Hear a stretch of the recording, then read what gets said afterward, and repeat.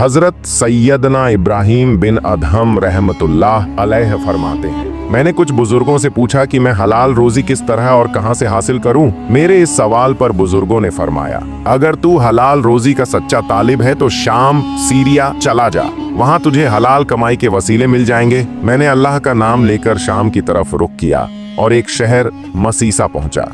वहां मैंने कई दिन गुजारे और लोगों से पूछता रहा कि ऐसा कौन सा काम करूं जिससे मुझे साफ सुथरी शक से पाक रोजी मिले, लेकिन कोई मुझे सही तौर पर रहनुमाई न कर सका। आखिरकार मैंने अपना हाल वहां के बुजुर्गों की खिदमत में पेश किया। उन्होंने फरमाया, अगर तू वाकई हलाल रोजी चाहता है तो शहर तरसूस चला जा, वहां इंशाअल्लाह तुझे मेहनत मशक्कत के साथ हलाल रोजी मिल जाएगी। मैंने फिर सफर शुरू किया और तरसूस जा पहुंचा। वहां पहुंचकर मैं यहाँ वहां रोजगार की तलाश में भटकता रहा। एक दिन मैं समंदर के किनारे चला गया, शायद वहां कोई काम मिल जाए। तभी एक शख्स आया और बोला, मुझे अपने अंगूरों के बाग की देखभाल के लिए एक माली की जरूरत है, क्या तुम मजदूरी पर मेरा बाग संभालोगे? मैंने जवाब दिया, हाँ मैं तैयार हूँ। मैं उस आदमी के साथ चला गया और बहुत मेहनत और लगन से बाग की देखभाल करता रहा। दिन गुजरते गए, मैंने अपना काम बड़ी ईमानदारी से निभाया। कई दिन बाद बाग का मालिक अपने कुछ दोस्तों के साथ बाग में आया और मुझसे कहा, हमारे लिए सबसे अच्छे मीठे अंगूर तोड़कर लाओ। मैंने टोकरी उठाई और एक बेल से काफी अंगूर तोड़ लाया और मालिक के सामने रख दिए।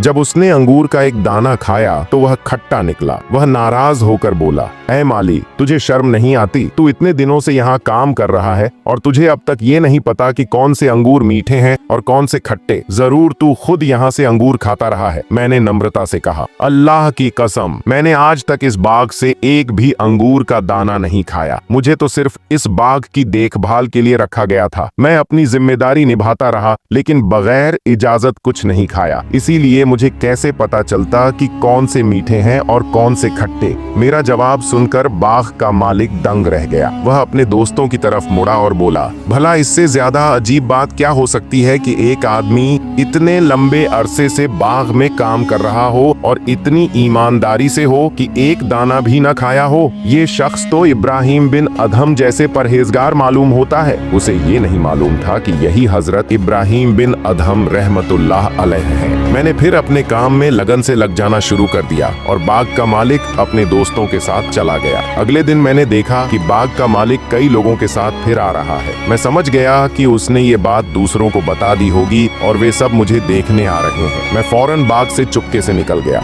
वे लोग बाग में दाखिल हुए और मुझे बहुत देर तक ढूंढते रहे, लेकिन मैं उन्हें न मिला। अगर मैं वहाँ होता तो जरूर मिल जाता, लेकिन मैं वहाँ से जा चुका था। वे थक हार कर लौट गए और मेरी किसी से मुलाकात नहीं हुई। अल्लाह ताला उन पर रहमत नाजिल फरमाए और उनके सदक़े में हमारी मग़फ़िरत फरमाए। आमीन या रब्बल आलमीन। मीठे मीठे इस्लामी भाइयों, सुभान अल्लाह, तक़वा, परहेजगारी हो तो ऐसा। इतने दिन एक बाग में रहकर भी आपने एक दाना तक नहीं खाया, जबकि अगर आप अंगूर खा भी लेते तो मालिक को कोई एतराज न होता। मगर यह आपकी कमेल दर्जे की परहेजगारी और ईमानदारी थी। अल्लाह ताला हमें भी उनके सदक़े तक़वा, खुलूस और हलाल रोजी की दौलत से नवाजे और हराम से बचने की तौफीक दे। अगर आपको ये कहानी पसंद आई तो इसे दूसरों के साथ जरूर शेयर करें और हमारे चैनल को सब्सक्राइब करना न भूलें, ताकि ऐसी मजीद रूह परवर कहानियां आप तक पहुंचती रहें। अल्लाह आपका हामी व नासिर हो।